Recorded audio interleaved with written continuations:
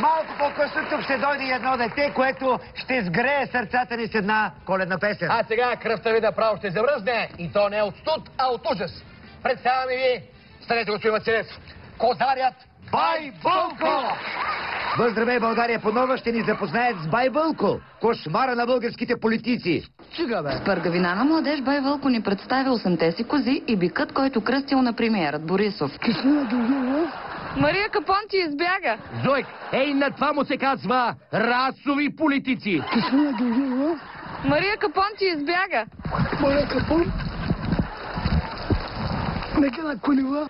Браво, Бай Вълко! Ти си първият човек, който успя да издои политиците. Така е, имаш политик, пиеш мляко. А ние си мислехме, че само народа пасе трева. А защо бика е Бойко Борисов? Че как защо? Защото от край време червеното го дразни.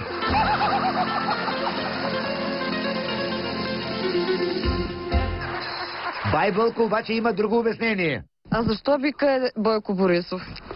Като му прилича на него, да го виж. Ама Бойко!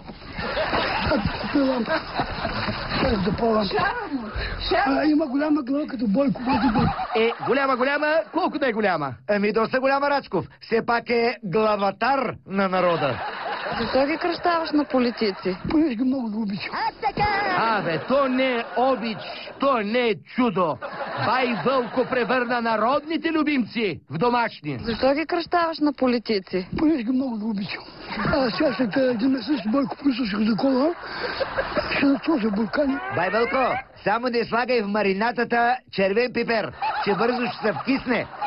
Ама нямаш животно кръстено на Доган. Нямах, ама го заклах сега. Собствено, тъпо с нос го заклах. Този Бай Вълко все повече ми харесва. Хем дуи политиците, хем ги взима за мезе. Косто заклах и Доган заклах и...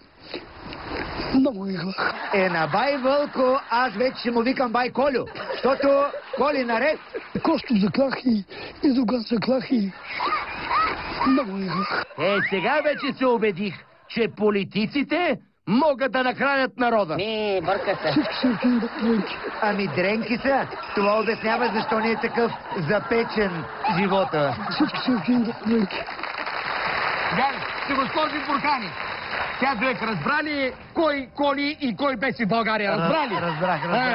И ако Бай Вълко отвори магазин, аз съм убеден, че той ще стане милионер. В буркани е хубаво. Имахме го заклак. Имах Доган, ама му тигнеш може. Вие, български политици, внимайте да не попаднете в полезрението му, че тъпия нож на Бай Вълко не прощава. А сега, скъпи приятели, да видим кой какъв късмет изтегли от нашата коледна погача.